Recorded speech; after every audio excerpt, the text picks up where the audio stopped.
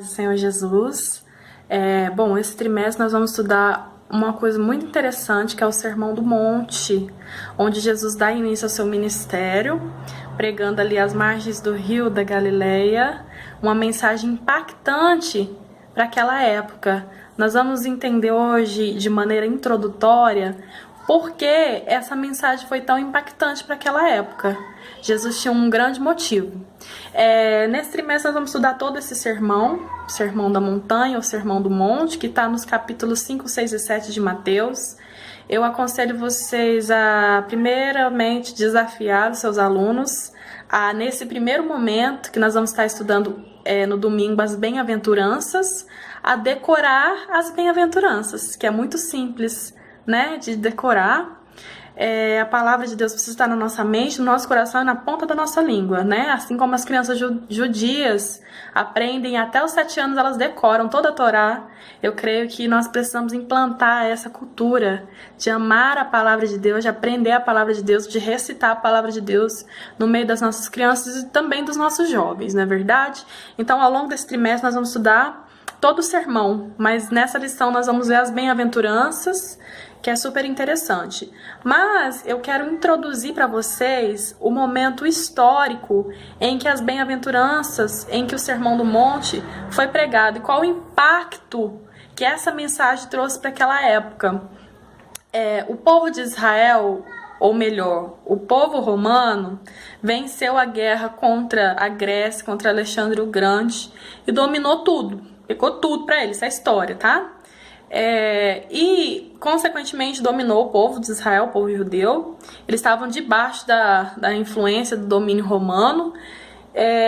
Como não bastasse isso, os romanos trouxeram consigo o seu militarismo e trouxeram consigo a filosofia grega. Então, o povo de Israel estava debaixo de 3 grandes influências. Que influências são essas? Primeiro, o militarismo romano, né? A Roma estava dominando tudo, então ele trouxe seu militarismo. Segunda grande influência foi a filosofia grega. E a terceira grande influência era a religiosidade judaica, que era a religião, né, vinda das leis de Moisés, Zelote, Saduceu, Fariseu, tanto aí, né? Mas a filosofia grega, o militarismo romano, a religiosidade judaica tinha os seus domínios e as suas influências sobre o povo. Então o povo estava ali perdido no que crer, perdido no que fazer, em quem obedecer. O que a filosofia grega dizia? Que era bom ter para ser. Quem tem dinheiro é alguém, quem não tem não é ninguém. Quem tem beleza é alguém, quem não tem não é ninguém.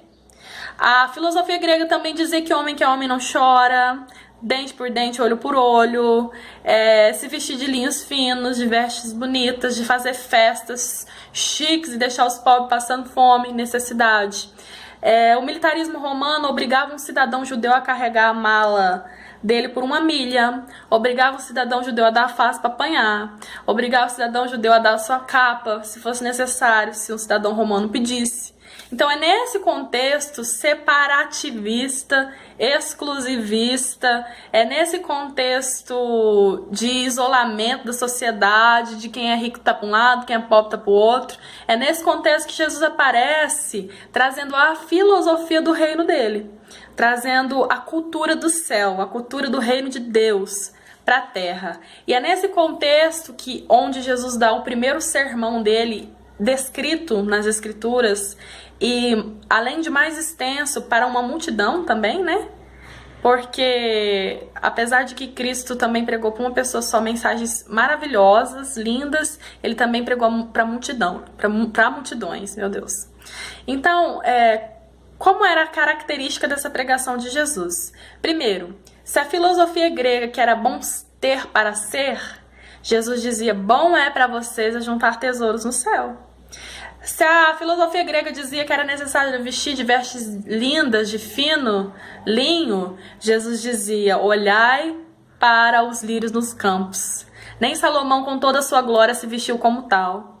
Eles são ervas, hoje nascem e amanhã morrem. Deus não faria melhor coisa, não cuidaria melhor de vocês? Era um contexto onde a filosofia grega dizia que os ricos precisavam fazer os seus banquetes e deixar os pobres passando fome ali, olhando, né? E Jesus aparece dizendo: olhai para as aves nos campos, que não semeiam, não cegam, não ajuntam em celeiro. Contudo, Deus cuida delas. Não faria ainda mais o Senhor por vocês? O militarismo romano obrigava a carregar a mala por 1 milha, a dar a face para apanhar, obrigava a dar a capa, e Jesus dizia: ó, não anda uma não, anda 2 para mostrar que é livre. Não dá só uma face não, dá as 2 para dizer que tu é livre. Não, não dá só a capa não, dá a túnica também, para mostrar que é livre. Ah, a filosofia grega fala que homem não chora. Aí entra as bem-aventuranças. Bem-aventurado aqueles que choram, porque eles serão consolados. Aí a filosofia grega dizia que dente por olho, dente por dente, olho por olho. Jesus dizia: bem-aventurados os mansos de espírito, porque eles herdarão a terra. Então Jesus aparece nesse contexto, pregando uma mensagem que impactar o povo. A ideologia da época não era diferente da nossa, não. Que isola, que separa, que exclui. Não era diferente desse tempo em que quem tem dinheiro é alguém, que não tem não é ninguém, quem tem beleza é alguém, quem não tem não é ninguém. É o mesmo contexto em que nós vivemos e nós precisamos implantar nos nossos alunos e em nós mesmos a cultura do céu, o reino de Deus, que não separa, que não exclui. Tanto que Jesus, no capítulo 8, depois de pregar para a multidão, e o texto vai dizer que a multidão ficou maravilhada da sua doutrina, Jesus vai em direção a um excluído, que era, no caso ali, o leproso, né? E mostra uma grande lição para o povo, que ele não se separa, que ele não exclui, mas ele ajunta e aproxima. Tenha uma boa aula em nome de Jesus. Ah, desafie o seu aluno. Desafie a decorar as bem-aventuranças nessa lição. Desafie ele a ler cuidadosamente no fim desse trimestre. Tá craque no Sermão da Montanha. Que Deus abençoe. Qualquer dúvida, posso responder. Amém? Deus abençoe.